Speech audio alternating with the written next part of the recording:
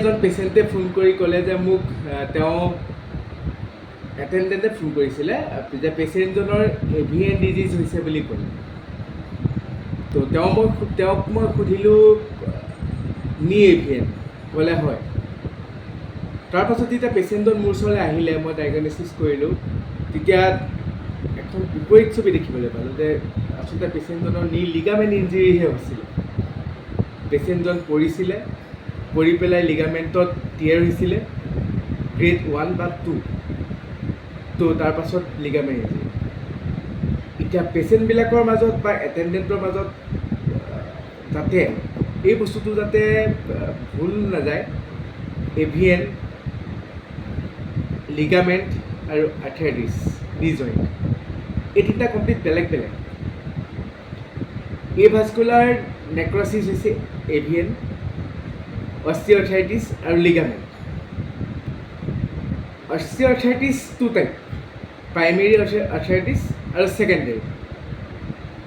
AVN আৰু ligament ইঞ্জুৰিয়ে secondary arthritis কৰিব পাৰে।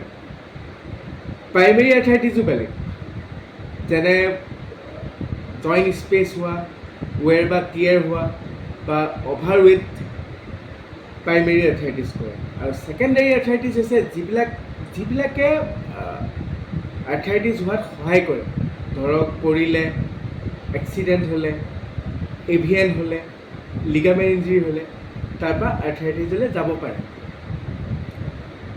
এভাস্কুলাৰ নেক্ৰ'ছিছ হৈছে নি জইণ্টৰ বন টিচুবিলাকৰ মাজত অক্সিজেন ছাপ্লাইটো কমি যায়। বডি বিল্ডাৰ, যোনে ষ্টেৰইড ইউজ কৰে সাংঘাতিক পৰিমাণে, তেওঁলোকৰ হ'ব পাৰে এই ডিজিজটো এভিএন। এটা বস্তু মনত ৰাখিব, এভিএন ডিজিজত সদায় ৰাতি পেচেণ্টজনে খুব কষ্টকৰ হয়।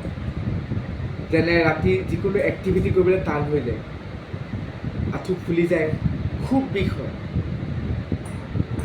বেছি পৰিমাণে এলকহল কনজিউম কৰিলেও হয় বা ষ্টেৰইড। লিগামেণ্ট ইঞ্জুৰি যেতিয়া হয় তেতিয়া আঁঠুটো এটা ডাঙৰ শব্দ হ'ব, চাউণ্ড হ'ব, আৰু বিষ এনি টাইম থাকিব। আইচ পেক যেতিয়া লগাব আৰাম পাব। আৰ্থ্ৰাইটিছ হ'লে চাউণ্ড হ'ব, আঁঠুটো শব্দ হ'ব, কুট কুট কুট কুট কুট কুট শব্দ হ'ব, আৰু গৰম সেক লৈ থাকিলে আৰাম পাব।